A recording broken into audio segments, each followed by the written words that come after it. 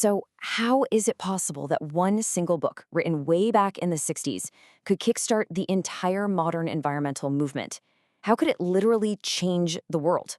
Well, today, we're going to talk about Rachel Carson's Silent Spring, a book that did exactly that by showing everyone a hidden danger that was right there in plain sight. Everything really starts with this one haunting line. It's more than just pretty writing. It's the core warning of the whole book, and it's what gave it that famous title. Carson wants us to picture it, a world that's been silenced, a spring with no birdsong, just quiet. And Carson was so smart about this. She used that powerful image to build her case, but she didn't start with a bunch of dry science. No, she started with a story.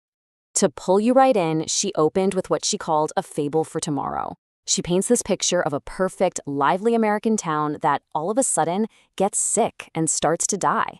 The animals, the birds, even the people are hit by some kind of mysterious plague.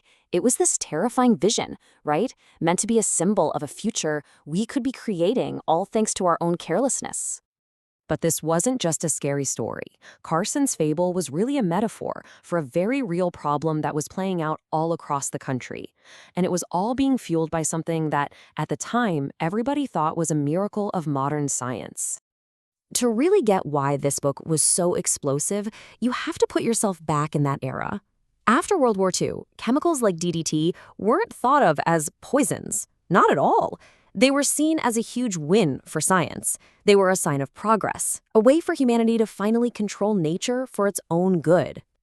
And, you can see why people were so on board with it. These pesticides seemed to promise a better world, right? A world with less disease, with more food for everyone.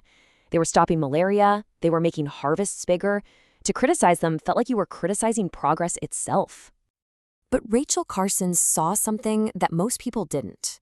She called them elixirs of death, and she carefully documented how these so-called miracles were actually causing this huge wave of destruction that was going almost completely unnoticed.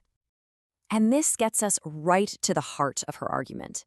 See, Carson was both a marine biologist and a really talented writer. That made her the perfect person to not only uncover the science, but to explain it to the world in a way that people just could not ignore.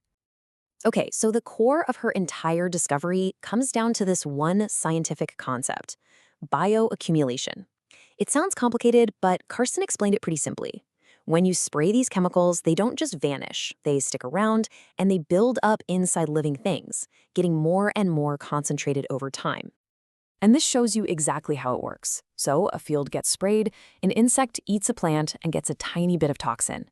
But then a bird comes along and eats hundreds of those insects. Now that bird is getting a much, much higher dose, one that could be deadly. The poison just keeps moving up the food chain, getting stronger and stronger at every single step. And all this research led her to a conclusion that was, for the time, totally revolutionary. And that is, we are not separate from nature. We're all part of this incredibly complex web. And what we do to the smallest insect, we ultimately do to the birds and, eventually to ourselves. You pull on one thread and the whole web starts to unravel. So as you can probably imagine, when you publish a book that basically attacks a billion-dollar industry and the whole idea of progress, well, it created an absolute explosion, a massive cultural firestorm. The pushback was immediate. And it was brutal. The chemical industry spent a fortune on a campaign to make her look bad, calling her hysterical, unscientific, basically an alarmist who wanted to send us all back to the Dark Ages. But here's the thing. Carson had the facts. Her book was built on years of careful research, tons of documented cases, and just this deep sense of moral responsibility. And in the end, the evidence won. The book was a massive bestseller. It woke something up in people. And the results? They were huge. Within just 10 years, the Environmental Protection Agency was created, and DDT, the main chemical villain of the book, was banned in the US. So why are we still talking about a book from 1962? Because Carson's warning was never just about one chemical. Its message, its echo, is still resonating today louder than ever. So let's just quickly recap. We've got one book written by Rachel Carson in 1962. Its main idea was that our uncontrolled use of chemicals was a threat to all life. And its impact? It sparked the global environmental movement. Simple as that. You see, her fundamental warning that we can't just chase short-term profits at the cost of long-term ecological collapse is the exact same warning we hear today when we talk about climate change or plastic pollution or the loss of biodiversity. Her message is maybe more relevant now than it was then. And all of this leaves us with one last, really big question. Silent Spring was the alarm bell for pesticides in the 20th century. So, what's the unseen, widespread threat that's going to define the environmental challenge for our generation? What is the Silent Spring of our time?